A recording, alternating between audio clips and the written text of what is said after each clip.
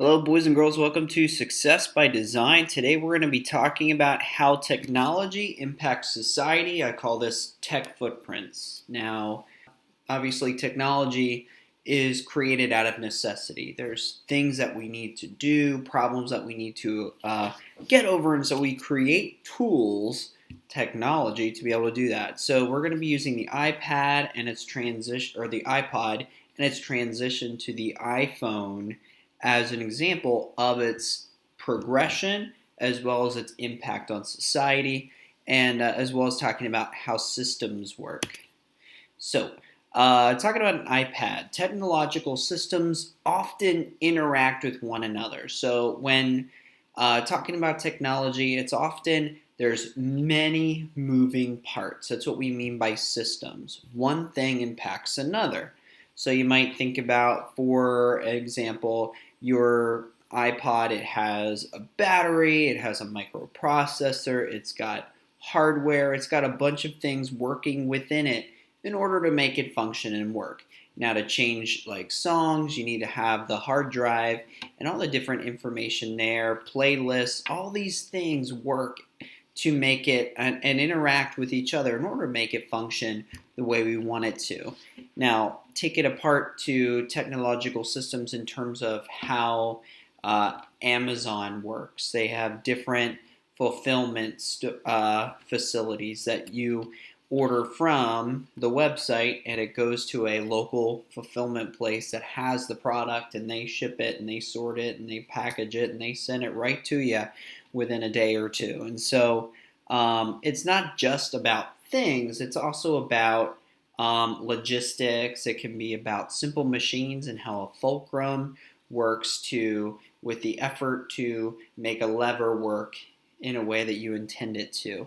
So technological systems, no matter how simple the lever to complex, the iPod, often interact with one another to make them function. But oftentimes, those systems that we create can be used and applied in different settings. For example, the iPod was originally intended for music. You pop it in your ears and you're listening to 1,000 songs on one little box.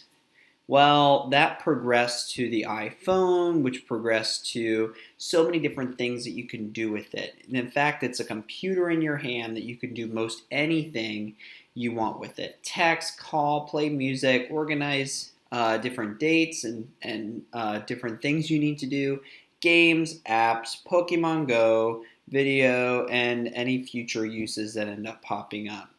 So the iPod can be used in one way to listen to music, but in another way, it's transitioned to a point that we're using it in education to learn on the go. Its portability is so valuable, but yet its portability is not the reason why we want it. It's the capability of doing so many different things. My next part I want to talk about are the two heads of technology. Technology by itself is neither good nor bad, but it's how people use the products and systems, which can result in both desirable, great, and undesirable, bad consequences. It's a portable digital media device, it's small, it's lightweight. These are good things. And it has a lot of accessories, which could make it really appealing. There's many apps, that's a good thing. And some educational, some entertaining, some free. These are all good things with the iPhone.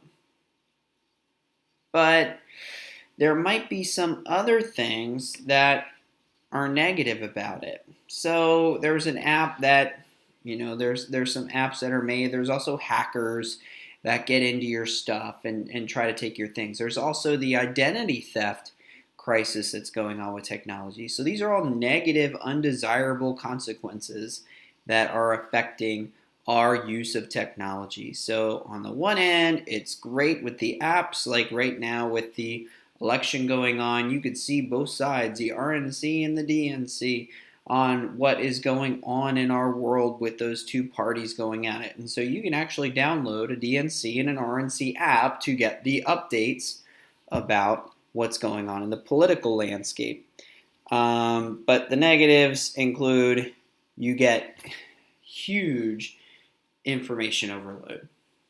So this brings us to the ethics of technology, the development and use of technology, and it can pose those ethical issues that we've been talking about a little bit.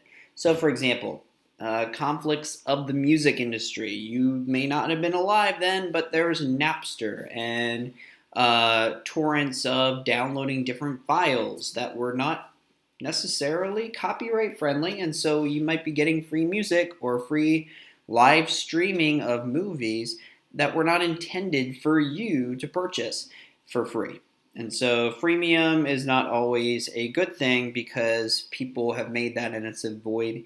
It's a law against copyright infringement. So that's one thing that you need to think about with those ethical issues. Another one is some nations can afford lots of iPods. However, there's other poor nations that can't afford it. And so the possibilities of its capabilities of learning, self-empowerment are not available to those poor countries.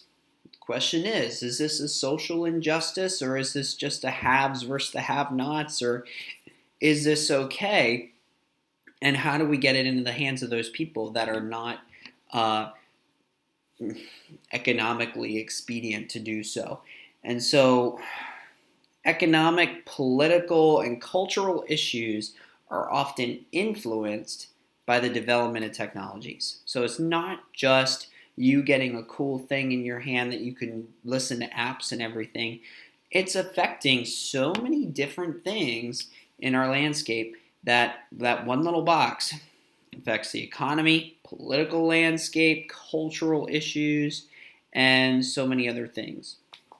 So technology, you may not have thought, has a huge impact on society, especially something as monumental as the iPod. Just those 1,000 music files in your hand.